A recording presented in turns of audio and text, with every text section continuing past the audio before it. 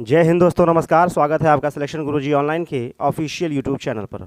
आज हम बात करने वाले हैं उत्तर प्रदेश पुलिस तथा उत्तर प्रदेश के अन्य सभी परीक्षाओं में लगातार हिंदी के प्रश्न जो पूछे जाते रहे हैं उनके बारे में डिस्कशन करेंगे और उनके प्रश्न उत्तर के साथ साथ एडिशनल फैक्ट्स की भी जानकारी लेंगे, ताकि अलग से जो इर्द गिर्द की बातें हैं वो भी एक प्रश्न के साथ साथ हम लोग कवर कर सकें। ठीक है, अगर आपको हिंदी के और भी वीडियोज़ देखने हैं तो प्लेलिस्ट में जाकर सारे वीडियोज़ देखिए। यदि आपने प्रैक्टिस सेट को लगातार किया तो विश्वास मानिए आपको जो है कि किसी भी परीक्षा में कम से कम 95% अंक आप हासिल जरूर करेंगे हिंदी की परीक्षा में। ठीक है, देर नहीं करते, शुरू करते हुए पहला प्रश्न, योगदान में कौन सा समास है? तत्पुरुष, कर्मधारय, बहुव्रीहि या अव्ययी भाव? आपके पास 3 सेकंड है, उत्तर कीजिएगा।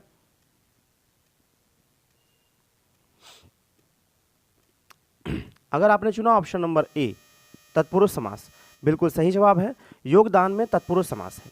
देखिए, तत्पुरुष समास का एक सबसे बड़ा ट्रिक ध्यान रखिएगा कि जब कभी भी शब्द में किसी विभक्ति का प्रयोग हो जाए, विभक्ति का लोप होता है, उसका प्रयोग अगर हो जाता है तो तत्पुरुष समास होता है। जैसे देखिएगा, योगदान को कैसे लिख सकते हैं? योगदान किसका है? अगर विग्रह करेंगे तो निकलेगा योग का दान। किसका दान? योग का दान। तो ये जो का है वो संबंध कारक की विभक्ति है, और संबंध कारक की विभक्ति हो, चाहे फिर कर्म कारक की विभक्ति हो, करण कारक की विभक्ति हो, जिस भी कारक की विभक्ति का अगर प्रयोग हो गया तो वो तत्पुरुष समास के अंतर्गत जाता है। ये बात ध्यान रखिएगा हमेशा। अब तत्पुरुष समास की परिभाषा जान लेते हैं। भाई, तत्पुरुष समास का परिभाषा होता क्या है? इसका कहा जाता है कि जब जिस समास का पूर्व पद गौड़ होता है और उत्तर पद प्रधान होता है वो तत्पुरुष समास कहलाता है। ठीक है, तो यहाँ पे देखिए, ये गौड़ है और ये दान प्रमुख है। ठीक है, तो आपने कहा योगदान तत्पुरुष समास के अंतर्गत आएगा। अब ऑप्शन नंबर बी देखते हैं, कर्मधारय। तो कर्मधारय का मतलब क्या होता है? जिस समास का प्रथम पद विशेषण और द्वितीय पद जो होता है, यानी उत्तर पद जो होता है वो विशेष से होता है, तो वहाँ कर्मधारय समास होता है। जैसे काली मिर्च, नीलकंठ।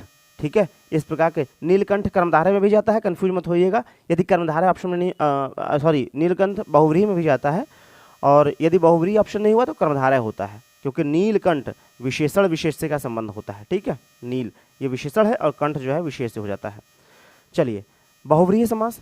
बहुव्रीहि समास का तात्पर्य ये होता है कि जब जो है कि पहला पद दूसरे पद की विशेषता बतलाता है और दोनों मिलकर किसी तीसरे पद की विशेषता बतलाते हो तो उसे कहते हैं क्या? बहुव्रीहि समास। जैसे दशानन हो जाता है, चंद्रशेखर, चक्रपाणी, ये सब बहुव्रीहि समास के अंतर्गत आते हैं। अव्ययी भाव समास, इसमें प्रथम पद प्रधान होता है और प्रथम पद अव्यय होता है या उपसर्ग होता है, ये ध्यान रखिएगा। ठीक है, जैसे आमरण, उपगंगा, आगत, उपस्थित, इस प्रकार के शब्द अव्ययी भाव समास के अंतर्गत आते हैं। अब 4 समास तो हो ही गए, अब बचते हैं 2 समास। एक समास बचता है द्विगु समास और एक बचता है द्वंद्व समास। द्विगु समास का मतलब होता है जिस पद का प्रथम पद, जिस भी समस्त पद का प्रथम पद संख्यावाची विशेषण होता है, जैसे चौराहा, त्रिमुहानी, त्रिभुज। ठीक है, तो ये क्या होते हैं? द्विगु समास के अंतर्गत आते हैं। और द्वंद्व समास का मतलब होता है कि जब 2 समासिक पदों के बीच में योजक चिन्ह हो या तो फिर उनके बीच में तथा, एवं, अथवा का भाव निकले तो वहां पे द्वंद्व समास होता है। आई होप कि आपको वीडियो समझ में आ रहा होगा। अगर समझ में आ रहा होगा तो लाइक कर दीजिएगा। अगला प्रश्न, उच्छ्वास का सही संधि विच्छेद क्या है? उच्च धन श्वास, उच्च धन छवास, उच्च धन श्वास, उत्धन छवास। 3 सेकंड। यदि आपने चुना ऑप्शन नंबर सी तो बिल्कुल सही जवाब है उत्धन श्वास। ये देखिए, ये विसर्ग संधि का पार्ट है। संधि के बारे में पहले जान लेते हैं। संधि होते हैं 3 प्रकार की। संधि कितने होते हैं? 3 होते हैं, स्वर, व्यंजन, विसर्ग। स्वर संधि के अंतर्गत 5 पढ़ते हैं हम। कौन कौन से? दीर्घ संधि, गुण संधि, यड़ संधि, वृद्धि संधि और अयादि संधि। ठीक है, और व्यंजन संधि में सारे नियम चलते हैं और विसर्ग संधि में भी सारे नियम चलते हैं। चलिए, अब उच्छ्वास का संधि विच्छेद उन्होंने पूछा हुआ है, तो उच्छ्वास का हो जाएगा उत्धन श्वास।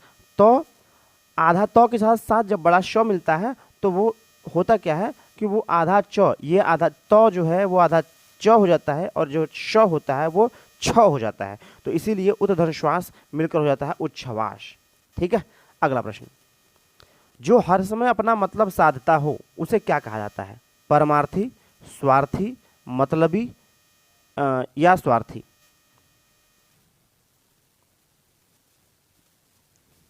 यदि आपने चुना ऑप्शन नंबर डी तो बिल्कुल सही जवाब है मतलबी, जो हर समय अपना मतलब साधता हो उसे क्या कहते हैं? मतलबी कहते हैं।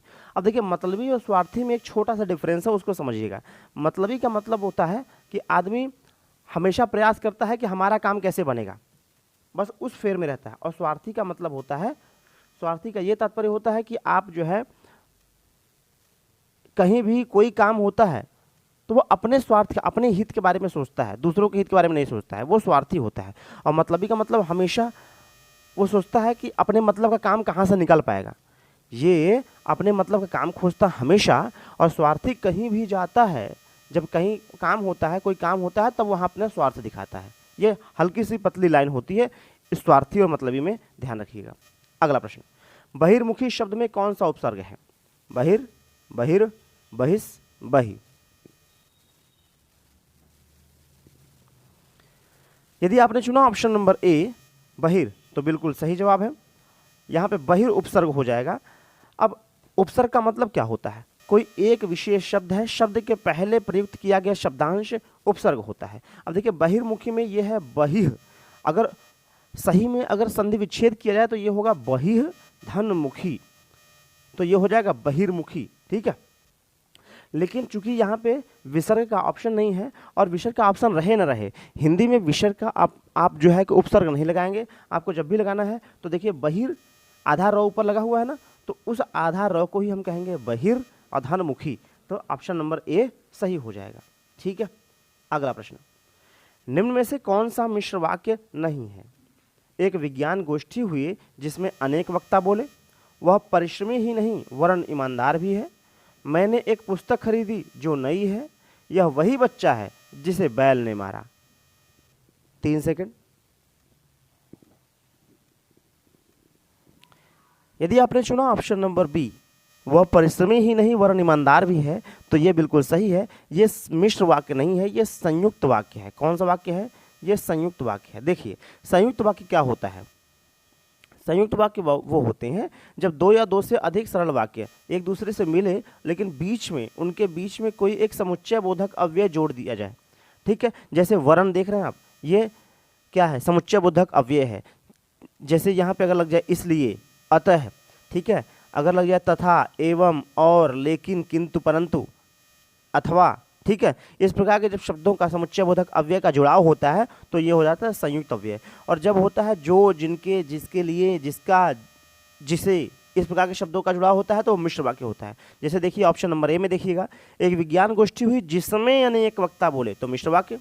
मैंने एक पुस्तक खरीदी जो नई है, मिश्र वाक्य। यह वही बच्चा है जिसे बैल ने मारा, तो मिश्र वाक्य, ठीक है। आई होप बात समझ में आ रही होगी। अब एक और होता है सरल वाक्य। संयुक्त वाक्य और मिश्र वाक्य तो समझ लिए। सरल वाक्य क्या होता है भाई? जिसमें एक ही उद्देश्य और एक ही विधेय हो, उसमें किंतु, परंतु, लेकिन, अथवा, इसलिए, वरन, जो, जिसके, जिनके प्रयोग नहीं होगा, तो वो सरल वाक्य के अंतर्गत आ जाएंगे। अब ये सरल, संयुक्त और मिश्र, ये 3 प्रकार के वाक्य होते हैं, रचना के आधार पर होते हैं। किसके आधार पर? रचना के आधार पर। अब यही आपसे प्रश्न पूछते हैं कि भाई वाक्य अर्थ के आधार पर कितने होते हैं, तो आप बताते हैं 8 प्रकार के। तो कितने प्रकार के? 8 प्रकार के। अगला प्रश्न, साहित्य जनता की चित्त वृत्तियों का संचित प्रतिबिंब है, संचित प्रतिबिंब है। यह उक्ति किसकी है? हजारी प्रसाद द्विवेदी की, महावीर प्रसाद नागेंद्र, या फिर रामचंद्र शुक्ल। 3 सेकंड। साहित्य जनता की चित्त वृत्तियों का संचित प्रतिबिंब है, यह महान लेखक रामचंद्र शुक्ल जी की उक्ति है। अब उक्ति है तो इसके आगे नेक्स्ट क्वेश्चन देखते हैं। मर्यादा किस युग की प्रसिद्ध पत्रिका थी? 3 सेकंड। यदि आपने चुना ऑप्शन नंबर सी द्विवेदी युग, तो बिल्कुल सही है। मर्यादा जो है वो पत्रिका थी, वो द्विवेदी युग के अंतर्गत जो है कि द्विवेदी युग के समय छपा करती थी। आगे, निम्न वाक्य काव्य पंक्तियों को उनके रचनाकारों के साथ सम्मिलित करें। कुल मिला के जो दिया हुआ है उसको किस तरीके से जो है हम सेट कर सकते हैं।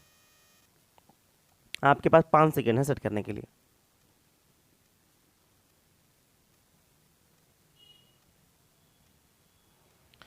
अगर आपने चुना ऑप्शन नंबर सी तो बिल्कुल सही जवाब है।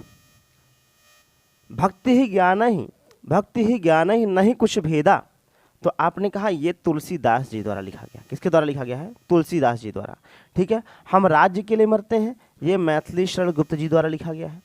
ये उपमान मैले हो गए हैं, ये अज्ञे जी द्वारा। अयोध्या सिंह उपाध्याय, हरिओत पूरा नाम है इनका। और बतरस लालच लाल की मुरलीधरी लुकाए, ये बिहारी जी द्वारा रचित है। आगे बढ़ते हैं।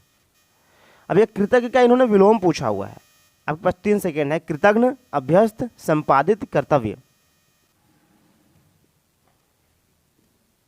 अगर आपने चुना ऑप्शन नंबर ए तो बिल्कुल सही जवाब है। कृतज्ञ का विलोम कृतघ्न होता है। अब कृतज्ञ का जो एक बार बहुत बार पूछा जाता है प्रश्न में जो है अनेक शब्दों के लिए एक शब्द, तो कृतज्ञ का मतलब क्या होता है? कृतज्ञ का मतलब होता है जो किए गए उपकार को मानता है उसे कृतज्ञ कहते हैं, और जो किए गए उपकार को भूल जाता है या नहीं मानता है तो उसे हम कृतघ्न कहते हैं। ठीक है। अब जैसे अभ्यस्त है तो किसी चीज को करने का आदी जब हो जाता है आदमी तो उसको अभ्यस्त कहा जाता है। ठीक है। अगला प्रश्न, इसका भी विलोम आपको बताना है। संकीर्ण का विलोम क्या होगा? उत्कीर्ण, उदार, विकीर्ण या फिर अनुदार।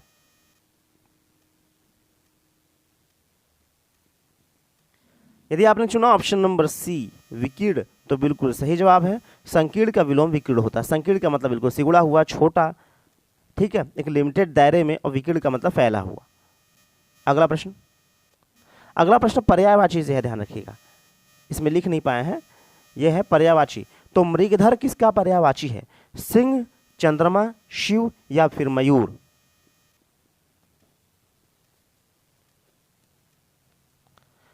अगर आपने चुना ऑप्शन नंबर बी तो बिल्कुल सही जवाब है। मृगधर जो है वो चंद्रमा का पर्यायवाची होता है।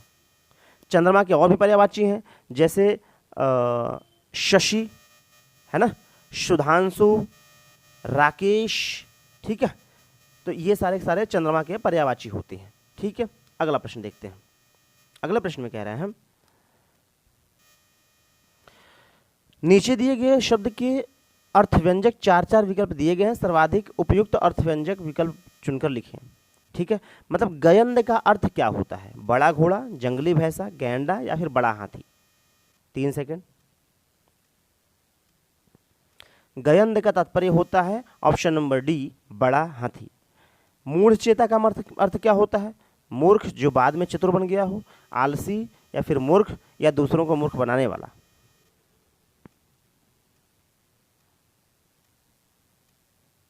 अगर आपने चुना ऑप्शन नंबर सी तो बिल्कुल सही जवाब है। मूढ़चेता का अर्थ मूर्ख होता है।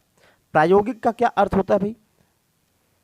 जिसका प्रयोग कई वस्तुओं के योग से किया जाए, जिसका पहले प्रयोग किया जा चुका हो, जिसका प्रयोग भविष्य में हो, जिसका नित्य प्रयोग किया जाए।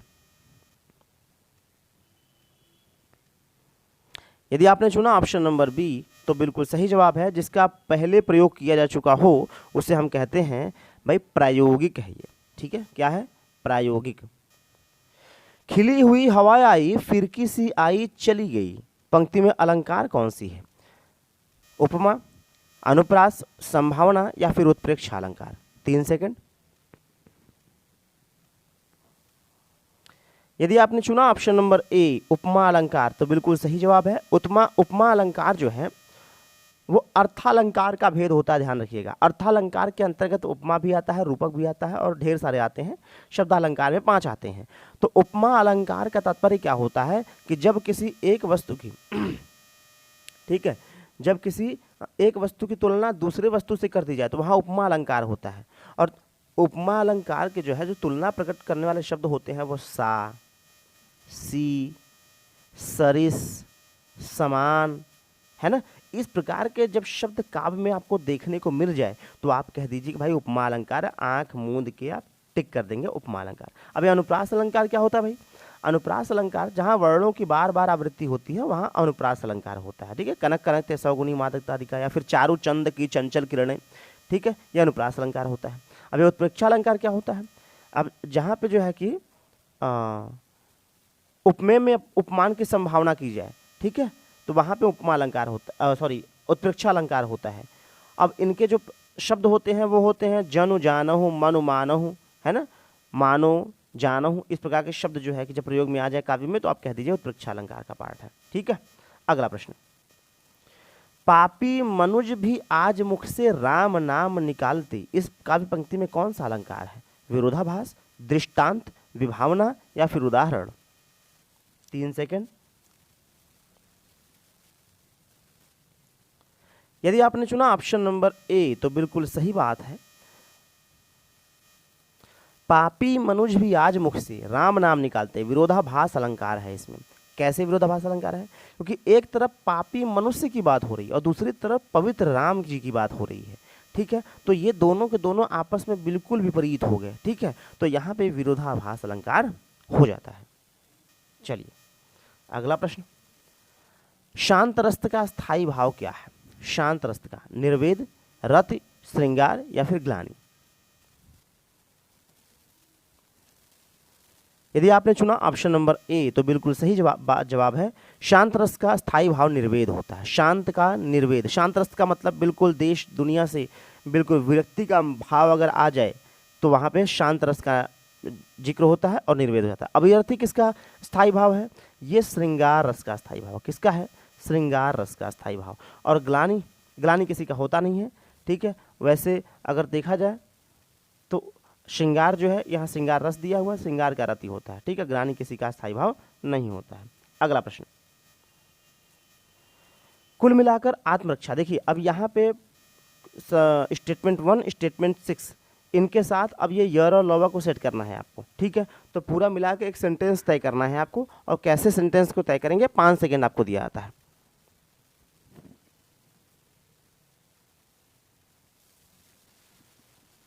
यदि आपने चुना है ऑप्शन नंबर सी तो बिल्कुल सही जवाब है। अब देखिएगा ध्यान से कैसे इसको सेट करते हैं। कुल मिलाकर आत्मरक्षा। अब जैसे ही पहला सेंटेंस आपने पढ़ा, सेंटेंस का वाक्य का अंश पढ़ा आपने, अब आप ये देखिए कि भाई इसके बाद कौन सा वाक्य हम रख सकते हैं, ठीक है। अब देखिए कुल मिलाकर आत्मरक्षा की रपट तथा पुलिस अधिकारियों, कुल मिलाकर आत्मरक्षा बातों, ये तो आ नहीं पाएगा, ठीक है। कुल मिलाकर छात्राओं को आत्मरक्षा के लिए सुरक्षा के तरीकों में, ये आ सकता है, ये भी आ सकता है और ये भी आ सकता है। नहीं, आत्मरक्षा छात्राओं नहीं, ये नहीं आ सकता। अब ये देख सकते हैं आत्मरक्षा के मामले में महिला आयोग, हाँ ये सही हो सकता है।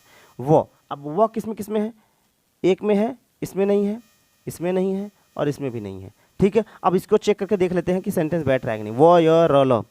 तो कुल मिलाकर आत्मरक्षा के मामले में महिला आयोग की रपट तथा पुलिस अधिकारियों की बातों से यही निष्कर्ष सामने आता है कि छात्राओं को आत्मरक्षा के लिए सुरक्षा के तरीकों में निपुण किया जाता है। तो बिल्कुल सही जवाब है, ऑप्शन नंबर सी सही हो जाएगा।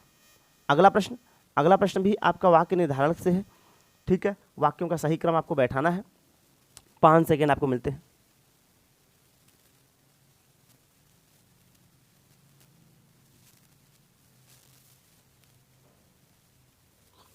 अगर आपने चुना ऑप्शन नंबर बी य व ल र तो बिल्कुल सही जवाब है। आइए देखते हैं कैसे। तब चेचक के समानांतर एक और बीमारी थी गौशीतलता। ये सही बैठ रहा है, य सब में है। चलो आओ आगे बढ़ते हैं। अब ये प्रयास किया करिए ना कि हमेशा जैसे य के बाद अब देखिए र 2 में है ना, दूसरे स्थान पर र और यहाँ र, तो प्रयास करिए पहले र को चेक करिए। एक और बीमारी थी गौशीलता, इसका शिकार हो जाता है और उसके, तो ये नहीं बैठ पाएगा क्योंकि इसके बाद ये लाइन र वाला नहीं आ पा रही है। अब वो वाला लाइन देखते हैं। तो एक और बीमारी थी गौशीलता, प्रायः यह रोग गाय के थानों में होता है। बिल्कुल सही बात है, यो वो। अब यो वो इसी में है, बाकी किसी में है नहीं, तो कट जाएगा। चलो देख लेते हैं, लो देखते हैं। आम धारणा थी कि बीमार गाय का दूध पीने वाला इसका शिकार हो जाता है और उसके हाथों में छोटे घाव और फंसियाँ हो जाती है। तो बिल्कुल सही बात है, य वो ल र बिल्कुल सही जवाब हो जाएगा। अगला प्रश्न, पराग। पराग का पर्यायवाची बताना है, यहाँ पे लिखा नहीं गया है। और पर्यायवाचक जो है कि पराग का आपको यहाँ पे पर्यायवाची बताना है। ऑप्शन है भारती, फूल, सुगंध, सुकुमार। 3 सेकेंड।